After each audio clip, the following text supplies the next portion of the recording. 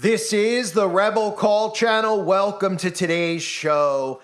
I need to cover this story coming out of the Cannes Film Festival. And obviously, as year after year, all these years just start going by, we all can start seeing that all these film festivals, all these gatherings that the rich, famous people have are to celebrate the occult, really, and to celebrate the things that these people do in darkness that they're trying to normalize in our day-to-day lives, which is why a movie just came out called Kinds of Kindness with Emma Stone, and it's all about cannibalism and adrenaline chrome, right? And I'm saying it that way so the algorithm doesn't pick it up, but I guess I don't really care. I'll just say it, adrenochrome, because they're honestly revealing these things now on a day in, day out basis through movies. And what's so sick about it, which shows you how far this mind control operation has gone, is that these wicked people make a movie, they label it art, where they show people embracing one another in cannibalism, showing you how sexual it can be, how great it could be, how high you can get on the blood,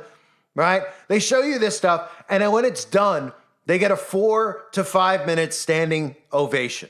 Does that not sum up the world that we're living in? Not only is it not rejected, not only are we allowing these people to call this sadistic crap art and film and everything else that they call it and label it, they're getting standing ovations, which shows you how far this MK Ultra mind control experiment has gone. And they've desensitized people with the amount of gore in films over the last 50 years or so. I mean, you could look back at movies like Psycho and like Nightmare on Elm Street, and you could say, oh, wow, at the time it was a little bit extreme. People today see that stuff and they laugh. They laugh because they've been desensitized to it, right? You could look back at some of the Alien movies. People used to be scared of those really cheesy alien films. Now people laugh because they become desensitized because it's gotten more gory, it's gotten more horrific, and it's become so normalized. And again, I've talked about this with true crimes, how they've normalized and they've pretty much taught people out there about ways to dispose of bodies, and they don't even realize it. And that's why you just keep hearing every single day a story comes out, a story you would hear like once in a lifetime about somebody dismembering people, comes out every day. Oh, husband dismembers. Oh, okay, yeah, just another one. And nobody knows how or why, or nobody thinks for 5 seconds how these people are even knowing how to dismember a body. Oh, because they're learning it through this MK Ultra experiment that's going on. So this is just another way that they're normalizing it, right? So let's start with Emma Stone, right?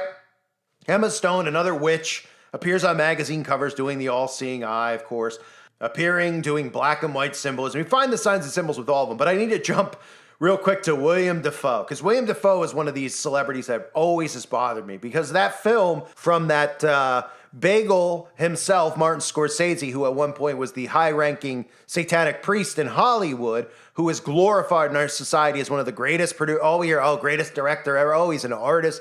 Oh, he's so special. We all know what he's into because of what, he proclaims himself as, right? Member of the Synagogue of Satan. And that film was nothing more than a blasphemous film about our Lord and Savior, Jesus Christ. And William Dafoe, of course, played Jesus Christ.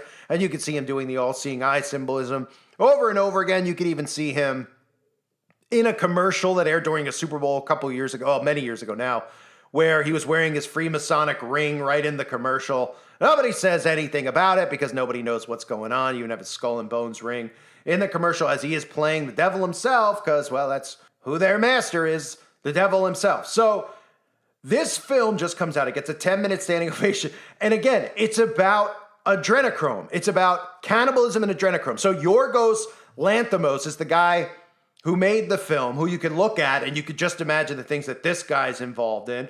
And he's known for another film that he did where the plot of the film, this sounds like something you want to bring your kids to see, right? The plot is it focuses on Bella Baxter, a fetus in the body of an adult woman in Victorian London who is saved from her mother's suicide via brain transplant, embarks on an odyssey of self-discovery, right?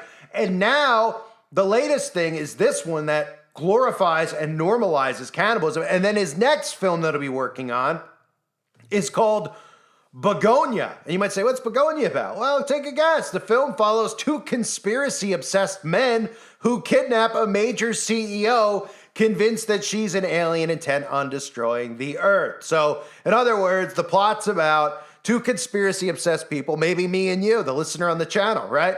Who want to kidnap a major CEO. Maybe there's Jeff Bezos or somebody because you might believe that they're reptilian, right? Because they're mixing their genetic code with the fallen angels. Yeah, but that's all here nor there because, of course, it's just a conspiracy to think that that's the guy's next film. His first film focused around a brain transplant of a fetus, and then the current film that he's promoting that's getting standing ovations is about sex cults and cannibalism, right? So the film freaked out some of the people at Cannes Film Festival, which again, they talk about these film festivals, that people out there gush. They're like, oh yes, Sundance, oh Cannes.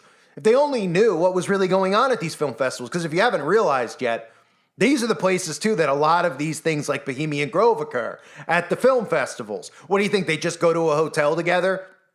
They all get wasted and they hang around? No. They partake in the stuff that they're actually promoting in this film at a lot of these film festivals. So this is a follow-up to the film called Poor Things, and it earned a 5-minute standing ovation with the director and his cast, including William Dafoe and Emma Stone, leaving while the applause was still going on. The film, like many of this guy's films, overflows with plot twists as well as some outrageous moments, like a part of a cult ritual involving licking sweat off of the followers in the cult, and then some of them partaking in group sex, and of course, it says Stone's epic breakdance moves and positively reckless driving, which are of her on adrenochrome after, of course, these people partake in cannibalistic activities during, of course, sexual arousal, so to speak, which is exactly what occurs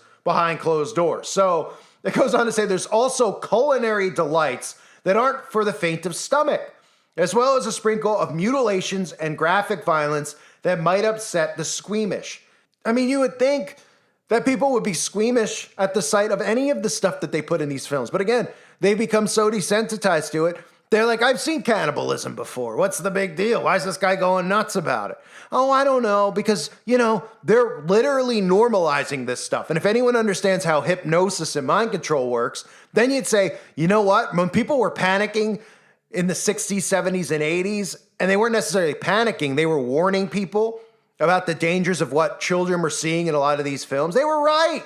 They were right, because we could see an unhinged society. We see a society now where we have parents castrating their own kids, where 20 years ago you would have been put in jail and it wouldn't have mattered if you were Democrat or Republican, because there were sane people at the time, at least, around us. Now we have a majority of our society that's gone completely insane, and this is the type of stuff they partake in. So you're going to tell me that they can't convince these people eventually that there's benefits? I've talked about it for years, that there's benefits to cannibalism, that it looks like a good time. You don't think that subliminal? You ever see some of these crime shows and you see the fetish that some of these people have, and you're just like, how in the world does somebody get a fetish like that? I mean, I've cracked jokes over the years. We've seen people who have like adults dress up in diapers and do all this stuff, and it's a fetish of theirs. And you're just like, you laugh, right? You laugh, but then you go, what happened to make somebody have that type of appeal to that, right? Or what happens where these people want to partake in this gory type of activity, right? These people that commit these crimes. Well, they've seen it somewhere and it turned them on, or it aroused them in some way, because otherwise they would never know that it was such a thing. You think people were born and they knew what some of these disgusting acts were? No, they weren't. They were influenced into some of them. I was just talking to somebody and I said, during the outbreak, would you have known there was an outbreak if you didn't have a television or a phone? And he said, he's like, I don't know what you mean. I'm like, would you have known anyone was sick? Did you go anywhere and see anybody laying in the streets dying? He's like, no. I'm like, then you wouldn't have known it existed, right? Because if you shut it all off, then you wouldn't know that these things that they make up exist. And you certainly wouldn't know about this gory, disgusting stuff they keep normalizing. And then suddenly you're like, how did my cousin, or how did so-and-so, the guy I went to school with, how did he develop a fetish for wanting to bathe in other people's blood? Well, I don't know. Where do you think he got it from? People like Emma Stone in these movies. And then they're like, no, this is just art. Anybody who's acting this out in real life, we're not trying to get you to do that. Well, then what are you trying to do?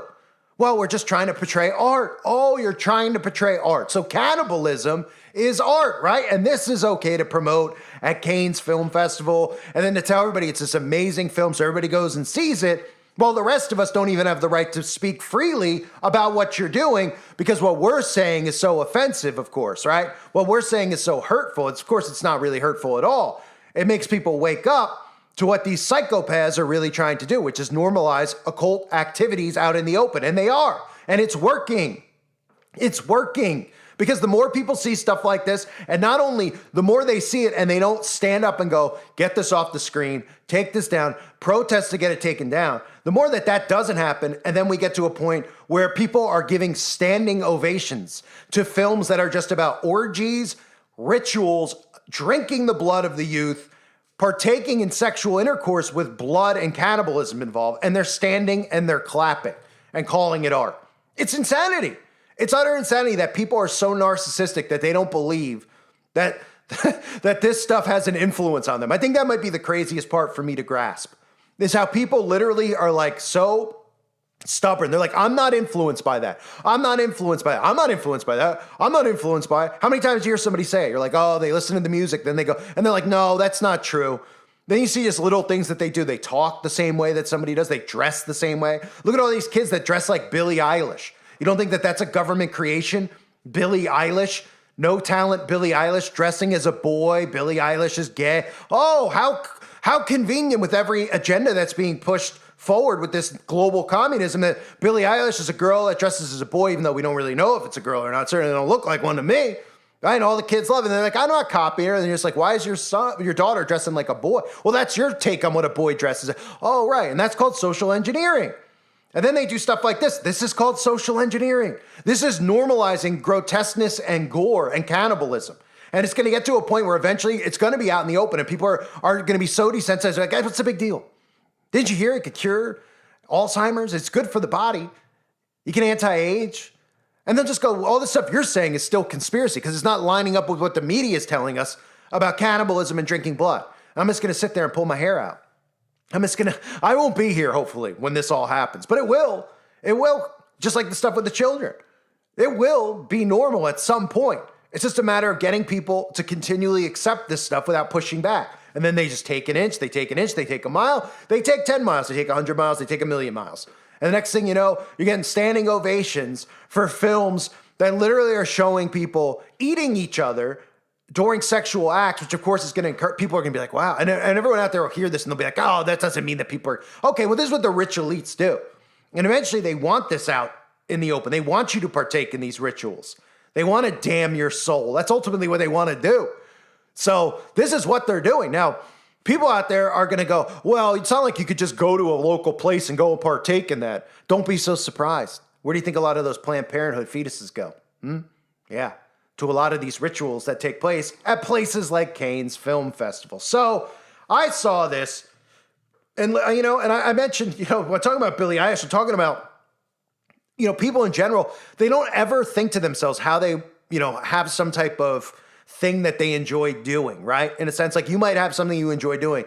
Do you ever sit there and go, well, why do I enjoy it? So, well, maybe the reason is, your father, your mother, you did it as a kid with them, right? You went hiking, you farmed, you did something, right?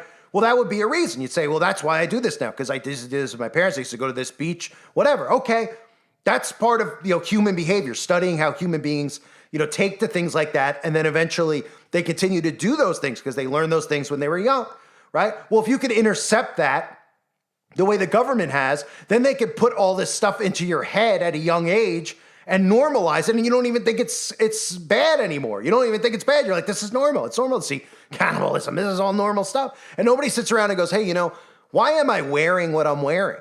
Because people don't want to admit that they're influenced, and we're all guilty of it. We're all guilty of it because we're all in this system. You're on the internet right now. You've been influenced by something at some point in your life. Could be sports. I grew up playing sports, so I was influenced by that in a sense. Not influenced to worship the play, but I like the play. I saw it on TV. That's how I got wanted to play sports, right? That's how it works. Some of you women, you might have seen a celebrity and then you're suddenly combing your hair that way or whatever you do to your hair, perming it, dyeing it, right? And you don't even think twice about it. You're not going to go out and be like, I'm doing my hair like this because I saw Kim Kardashian do it. But you're influenced like that. That's how influence works. That's why these agents, these government assets are so important to the government, these celebrities, because they could control your behavior without you realizing it. And that's what the point is. That's what I'm doing this video for, is movies like this normalize occult-like behaviors, okay? And hearing something like you hear in the headline, a 5-minute standing ovation, is exactly how it's done. Because people out there aren't resisting. People out there aren't saying, okay, this is effed up. This is sick. We can't be allowing this. Where are there? Remember, you used to have rating systems. Do those exist anymore? Does PG-13R? I haven't even heard if those things exist anymore, right? Used to be a thing like 20 years ago. You couldn't go to an R-rated movie without a parent, etc. Right? Some parents would never do it because they'd be like, I don't want, anyone to think I'm a bad parent. Now the parents are castrating their kids.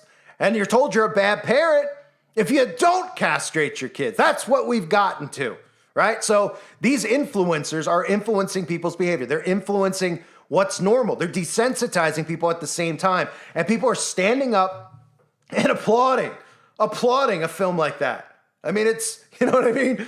I think about like some cheesy horror films, like in the 80s and 90s, right? Like what I mentioned, Nightmare on Elm Street or like Halloween's, right? And there's some horrible, like, some of those sequels like Halloween 5, these are some really bad films, right? Nobody would be in there giving a standing ovation to Michael Myers in the movie theater. They'd be, Myers, yeah! But you actually think about it, now when people go see these horror films, they actually stand and applaud the psychopath in the movie. Just like they stand and applaud a movie that's showing the audience cannibalism during intercourse and telling you that it's, it's a wonderful thing as everybody's getting high off of it. And then you go, oh, did I hear these conspiracy people talk about this stuff before? Yeah, we've been talking about it. Guess what? It continues to get normalized and nobody wakes up to it. That's the frightening part. Instead, they stand there and they applaud it. Sick world we're living in, folks. I thank you for being here. I hope you're all doing well. I needed to rant about that. God bless all of you as always and your families.